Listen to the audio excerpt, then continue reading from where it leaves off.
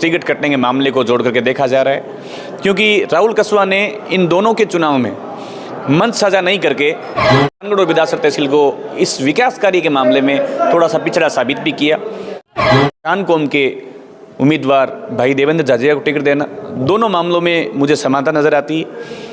और सबसे बड़े अचंभे की बात यह है कि राहुल जी कसवा न तो चुनाव हारे, न उनसे कोई विशेष कोई भूल हुई, न उन्होंने कोई सोशल मीडिया के अंदर या फिर पत्रकारों के सामने उन्होंने कोई अजीबोगरीब बयान दिया। और ये कहीं भी साबित नहीं कर रहा है कि पूंजीपति वर्ग को ही महत्व दिया जाए। ये एक सामान्य परिवार चाहते, ठीक वो का वो उदाहरण चूरू लोकसभा सीट पर, क्योंकि तेजाजी महाराज से किसी की तुलना करना और जातिवाद का जहर ऐसा है जो आज एक समाज में घुलेगा, कल दूसरे में घुलेगा और इसकी जड़ें इतनी गहरी है। नमस्कार, राम राम सा, जय हिंद, जय भारत। मैं हूं रमाकांत शर्मा, फैक्ट तंत्र के साथ आप सभी का फैक्ट तंत्र पर स्वागत है। एक बार फिर चुनावी दौर जो शुरू हो रहा है उसके हम आज चर्चा करेंगे। और काफ़ी लंबे समय बाद में मैं निजी कारणों से थोड़ा व्यस्त था। पर्सनल जो मैसेज देने के लिए जो वीडियो बनाती है फैक्ट तंत्र टीम, में थोड़ा विलम्ब हुआ। क्षमा के लिए, गलती के लिए हम क्षमा प्रार्थी हैं। राम राम सा एक बार पुनः। चूरू लोकसभा सीट पे एक छतर राज करने वाला परिवार कसवा परिवार, पहले राहुल जी कसवा के पिताजी राम सिंह जी कसवा थे, उसके बाद में राहुल जी कसवा लगातार सांसद रहे। और उपराष्ट्रपति जगदीप जी धनखड़ के दामाद का टिकट कटना सियासी गलियारों में हलचल ही नहीं, एक ताबड़तोड़ हड़कंप मचाता हुआ नजर आ रहा है। क्यों इस सांसद की टिकट कटी, क्यों ये सारा काम को अंजाम दिया गया? राजनीतिक गलियारों से खबरें आती है कि भाई राजेंद्र राठौड़ और संतोष मेघवाल के चुनाव से इस टिकट कटने के मामले को जोड़ करके देखा जा रहा है, क्योंकि राहुल कसवा ने इन दोनों के चुनाव में मंच साझा नहीं करके शायद सबसे बड़ी भूल की। और ये मंच साझा न करने की जो बात थी, ये कहाँ से शुरू हुई ये पता नहीं, लेकिन लोगों का कहना है कि खेमाराम जी, मास्टर भंवरलाल जी और संतोष मेघवाल ने निर्दलीय जब चुनाव लड़ा था उस समय राठौड़ साहब ने संतोष मेघवाल को सपोर्ट किया, खेमाराम जी को सपोर्ट नहीं किया। उसका रिवेंज, बदला लेने के रूप में उन्होंने ये राहुल जी कसवा और खेमाराम जी ने संतोष मेघवाल और राजेंद्र राठौड़ के साथ में मंच साझा नहीं किया। संतोष मेघवाल कुछ अंतर से चुनाव जरूर हार गई, लेकिन सुजानगढ़ और बिदासर तहसील के लोगों का दिल जीतने में ये लेडी कामयाब रही और थोड़े से कार्यकर्ता लूज रहे, जिसके कारण ये चुनाव भी हारे। आज राहुल कसवा की टिकट कटना और एक पैरा ओलंपिक खिलाड़ी को टिकट देना, जिन्होंने राष्ट्र का प्रतिनिधित्व किया है, चूरू जिले का ये सबसे बड़ा गौरव है कि देवेंद्र जी झाझड़िया जैसे पैरा ओलंपिक उम्मीदवार हमारे यहाँ लोकसभा से उतारे गए हैं। ये बड़ी हर्ष की बात है। राहुल जी कसवा थोड़े से कुछ मामलों में पिछड़े साबित रहे, जैसे लगातार पिछले 10 वर्षों में एक डिमांड थी नोखा सीकर रेल मार्ग, उस काम को अंजाम नहीं दे पाए। बड़ी बदकिस्मती रही हमारे क्षेत्र की। स्वयं मेरा गांव कानूता है और कानूता गांव के सरकारी विद्यालय में विज्ञान संकाय खोलने को लेकर के मैंने कम से कम 50 बार उनको मैसेज किए, बाई हैंड उनको कम से कम 10 एप्लीकेशन भी दी। गांव के सैकड़ों लोगों द्वारा ये उम्मीद थी कि यदि साइंस फैकल्टी ला सकते हैं तो राहुल जी कसवा लेकर के आएंगे। एक बहाना उन्होंने बनाया था कि भाई अभी हमारी सरकार नहीं है राजस्थान में और राजस्थान सरकार के बजट द्वारा वहाँ से पारित करवाया जाएगा, लेकिन मौका था भजनलाल सरकार में भी 2-3 महीने का समय भी मिला। होने को कुछ भी हो सकता है राजनीति में, और न होने को छोटा सा काम भी नहीं हो सकता है। लोगों का कहना है कि बिदासर और सुजानगढ़ तहसील में विकास कार्यों में राहुल जी कसवा, चूरू जिले में बहुत सारी तहसीलें, सरदासेर है, राजगढ़ है, चूरू है, रतनगढ़ है, बिदासर, सुजानगढ़, बाकी तहसीलों में खूब भरपूर काम करवाए इन्होंने, गजब काम करवाए, लेकिन सुजानगढ़ और बिदासर तहसील को इस विकास कार्य के मामले में थोड़ा सा पिछड़ा साबित भी किया। और आज खुशी भी सुजानगढ़ और बिदासर तहसील के लोगों को ज़्यादा है, क्योंकि उनके काम न होने के बावजूद जो उम्मीद थी कि भी नया उम्मीदवार उतारा जाए, और वो नया उम्मीदवार मिला है। और कुछ जो कस्बा परिवार से प्रेम करते हैं उन लोगों को दुख भी बहुत है। मेरा क्षेत्रवासियों से और चूरू जिले की लोकसभा की जनता से मेरा करबद्ध निवेदन है कि कैंडिडेट चाहे कोई भी हो, जनता की बात सुनने वाला, विकास कार्य करने वाला और जनता के हर मुद्दे पर रूबरू होने वाला व्यक्ति ही सच्चा उम्मीदवार होता है। चाहे वो राहुल कस्बा हो, चाहे देवेंद्र झाझड़िया हो, चाहे कृष्णा पूनिया हो, चाहे रफीक मंडेलिया हो, कोई भी हो, जनता का काम होना चाहिए। अब पिछले 2-4 दिनों से जो ये राजनीतिक माहौल के अंदर राहुल जी कस्बा के संबंध में सोशल मीडिया पर गजब के वार देखने को मिले। जाट समाज के कुछ युवाओं का कहना है कि राहुल जी कस्बा को टिकट न देकर ये जाट समाज के साथ धोखा किया है। मैं एक बार पुनः बता दूं, देवेंद्र जी झाझड़िया भी जाट है, राहुल जी कस्बा भी जाट है, तो ये जाट समाज के साथ धोखे वाली जो बात है वो थोड़ी सी मुझे मनगढ़ंत कहानी सी लग रही है, क्योंकि दोनों ही जाट समाज से आते हैं, दोनों ही जाट समाज के पुलिंदे हैं। एक तरफ राहुल कस्बा और राम सिंह कस्बा ने राजनीतिक दौर के अंदर आकर के देश सेवा की, चूरू जिले की जनता की सेवा की, और एक तरफ देवेंद्र झाझड़िया जिसने पूरे भारत का पैरा ओलंपिक गेमिंग में प्रतिनिधित्व किया है।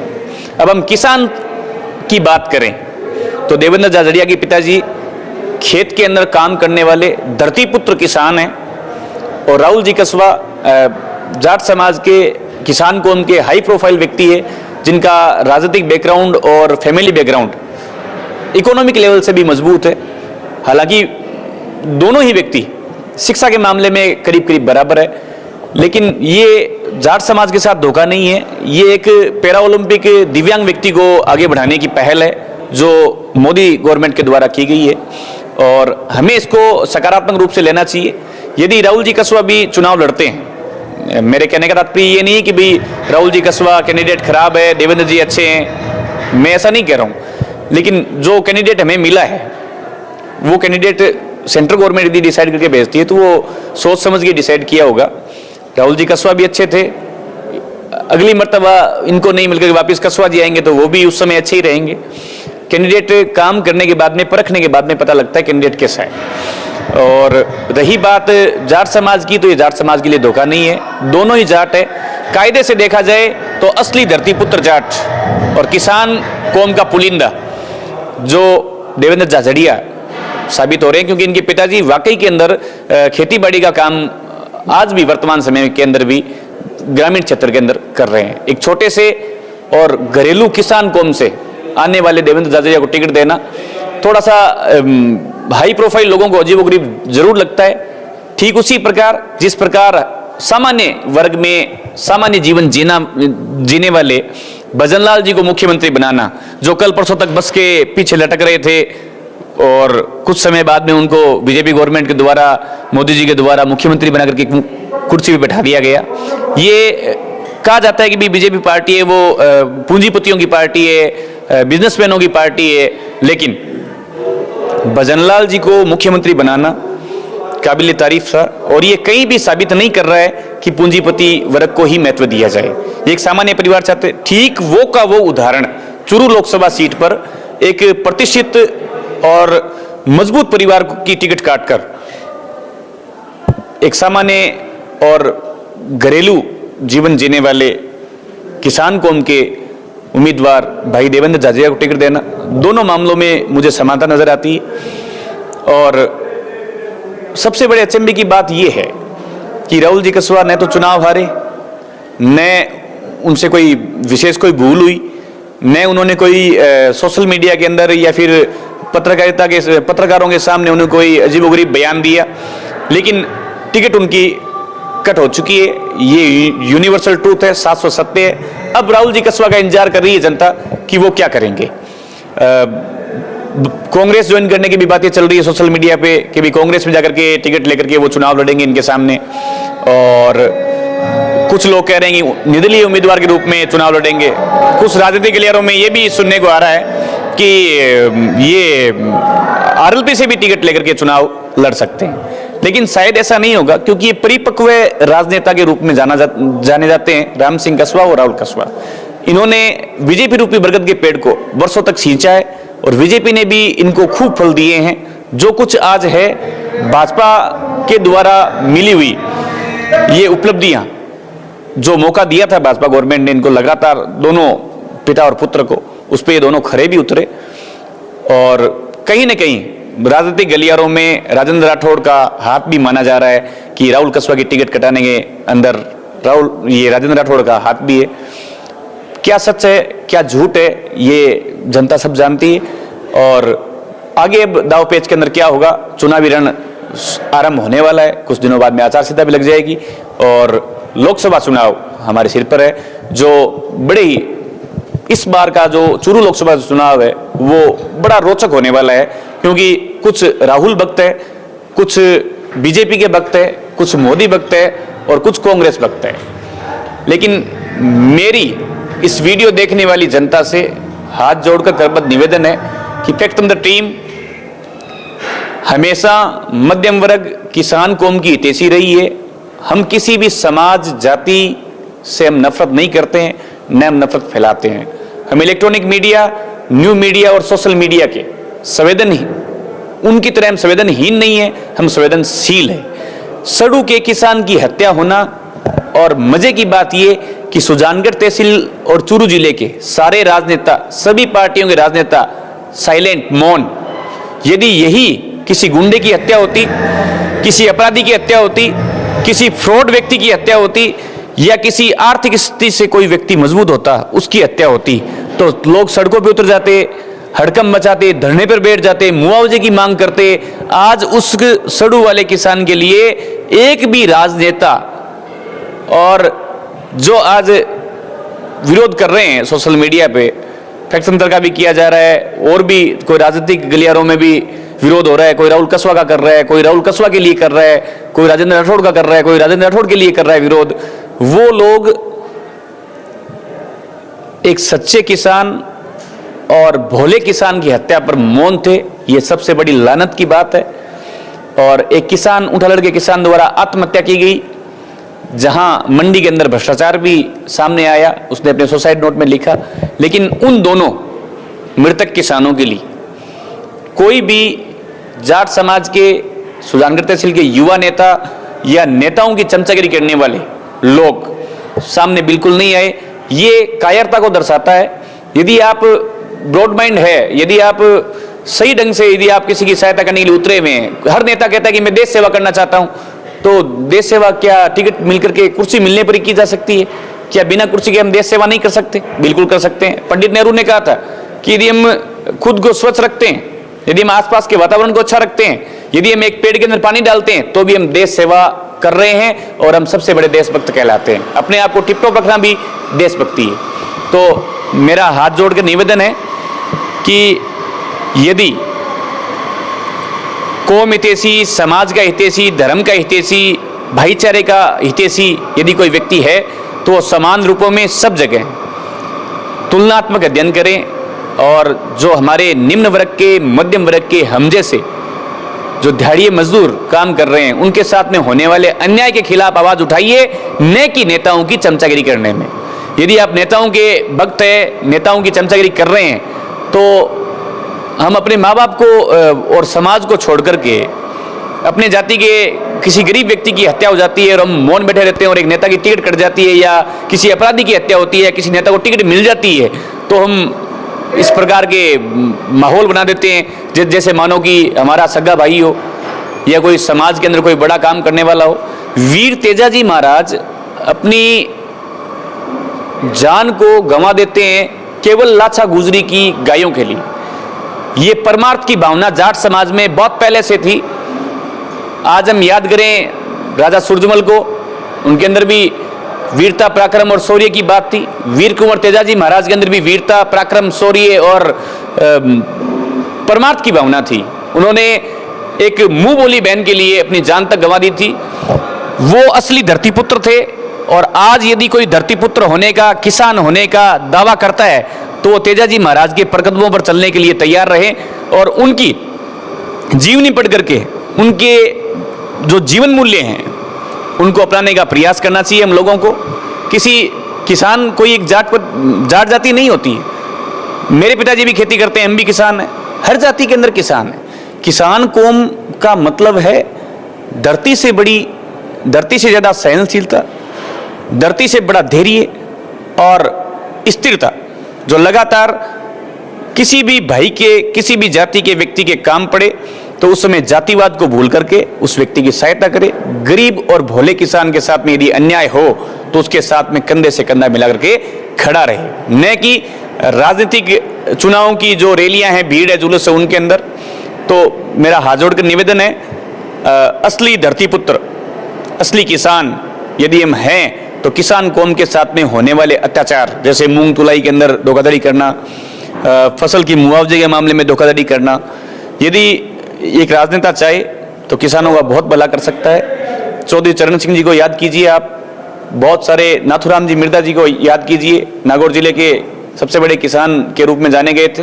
बहुत सारे ऐसे नाम पड़े हैं आपको जो किसान कौम के लिए उन्होंने जीवन समर्पित कर दिया और आजीवन उनके लिए फायदे की बात करते रहे। लेकिन एक भोले वाले किसान की हत्या हो जाती है, ये सबसे बड़ा कायरता की बात है। बड़ी लज्जाशील महसूस करती है ये फैक्ट तंत्र टीम ऐसे लोगों पर, जो एक व्यक्ति की मृत्यु हो जाती है और बिना किसी गलती के मृत्यु हो जाती है, उस पर पूरी तहसील के लोग, सारे पत्रकार और सारे राजनेता मौन रह जाते हैं और कोई भी उस किसान की सहायता करने के लिए, उसके हत्यारों की जानकारी के लिए आगे नहीं आता है। लेकिन जो होनी होती है वो होकर के रहती है।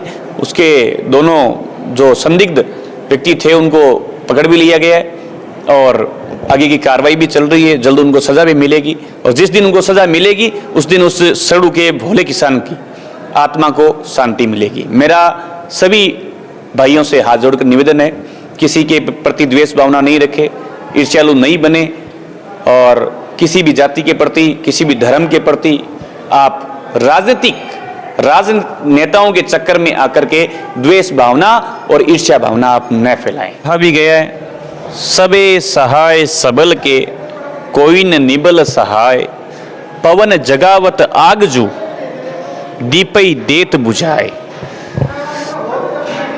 किसी कवि ने सच ही कहा है कि सभी आज के जमाने में, कलयुग में सभी लोग ताकतवर व्यक्ति की सहायता करने के लिए तैयार रहते हैं, कमजोर व्यक्ति की सहायता करने वाला कोई भी व्यक्ति मिलता नहीं है। चाहे तो आप हवा को ही देख लें, यदि मजबूत आग का जगरा कहीं जगा हुआ है और पवन चलेगी, हवा चलेगी, तो हवा के वेग से वो उस आग के जगरे को 10 गुना, 20 गुना, 100 गुना तक बढ़ा देगी, उसका आकार विशाल कर देगी।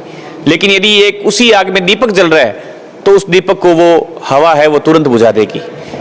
ये बिल्कुल सत्य बात है। ये गजब का दृष्टांत है हमारे पास कि सबे सहाय सबल के कोई न निबल सहाय। सभी सहायता है वो ताकतवर की करते हैं। किसी कमजोर व्यक्ति को या सामान्य व्यक्ति को ऊपर उठाने का प्रयास किया जाता है तो 100 लोग टांग खींचने वाले मिल जाते हैं और ताकतवर व्यक्ति के साथ में यदि थोड़ी सी भी नोकझोंक हो जाती है तो उसके साथ में लाखों आदमी सड़कों पर उतर जाते हैं। देवेंद्र झाझड़िया के विषय में सोशल मीडिया पर सभी समाज थोड़े मौन है, क्योंकि कुछ लोग तो उनको जानते नहीं हैं। लेकिन उनकी सबसे बड़ी पहचान पैरा ओलंपिक गेमिंग में राजस्थान का, पूरे भारत का प्रतिनिधित्व करना उनको अपने आप में एक श्रेष्ठ साबित कर रहा है। देशभक्त और देश का नाम करने वाले किसी जान और पहचान के मोहताज नहीं होते हैं। जाट समाज से आते हैं झाझड़िया जी और जाट समाज के लोगों द्वारा सोशल मीडिया पे कोई खुशी विशेष जाहिर नहीं की। अन्यथा बाकी राजस्थान का जो प्रचलन है, जिस समाज के नेताओं को या जिस समाज के लोगों को आगे बढ़ाने का प्रयास किया जाता है या कुछ अच्छा काम होता है तो सोशल मीडिया पे बधाइयों की कतार लगा देते हैं और हड़कंप मचा देते हैं। बधाइयाँ रोकने से भी थमती नहीं, इस प्रकार का माहौल बन जाता है। लेकिन झाझड़िया जी के मामले में थोड़ा सा चूरू लोकसभा क्षेत्र है वो मौन है, क्योंकि राहुल जी कस्बा की लोकप्रियता काफ़ी है और उस लोकप्रियता के चलते मौन है। या किसी राजनीतिक गलियारों में किसी ने टिकट कटवा दी, किसी ने काट दी, इस प्रकार की चर्चाएं भी काफ़ी है। हो सकता है उस वजह से मौन हो। ये थोड़ा सा, ये जो बात है थोड़ी सी जातिवाद की ओर इंगित करती है और जातिवाद का जहर ऐसा है जो आज एक समाज में घुलेगा कल दूसरे में घुलेगा और इसकी जड़ें इतनी गहरी है, ये कैंसर है जो धीमे धीमे हमारे समाज को खोखला कर सकती है। भारत अनेकता में एकता का संदेश लिए घूमता है। हम राष्ट्रीय एकता के मामले में राष्ट्रीय मंच पर हम बिल्कुल एक है। विविधताएं हैं इस भारत में, लेकिन हम अनेक एकताओं की जब बात आती है तब हम अनेकताओं को भूल करके एकता ही साबित करते हैं। ये लकड़ी में लगी हुई दीमक के समान है जातिवाद, जिससे हमें दूर रहना चाहिए, बचना चाहिए। हाँ, अपनी जाति का, अपनी समाज का थोड़ा सा हमें आगे बढ़ाने के लिए प्रयास करना चाहिए, लेकिन सकारात्मक रूप से जो चीजें वास्तविक है उनका हमेशा हमें साथ देना चाहिए। सच सच रहेगा, झूठ झूठ रहेगा।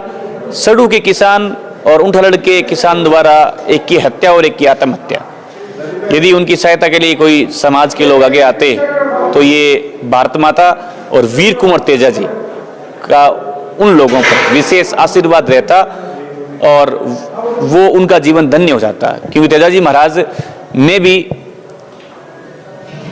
अन्याय के विरुद्ध लड़ाई लड़के अपना जीवन न्यौछावर किया, और जिस किसान ने आत्महत्या की वो भ्रष्टाचारी सिस्टम, करप्टेड सिस्टम के खिलाफ अपना गुस्सा जाहिर करने के लिए उसने अपना जीवन खोया। दोनों में समानता तो नहीं कह सकते, लेकिन असमानता भी बिल्कुल नहीं है, क्योंकि तेजाजी महाराज से किसी की तुलना करना, मेरे मुख से मैं तुलना करूं, ये मुझे शोभनीय नहीं है, क्योंकि उस देव पुरुष के लिए तो देव पुरुष की तुलना तो किसी भी व्यक्ति से नहीं की जा सकती। लेकिन यदि हम व्यवहार की बात करें, सोच की बात करें, तो दोनों की सोच और दोनों का व्यवहार बिल्कुल समान है।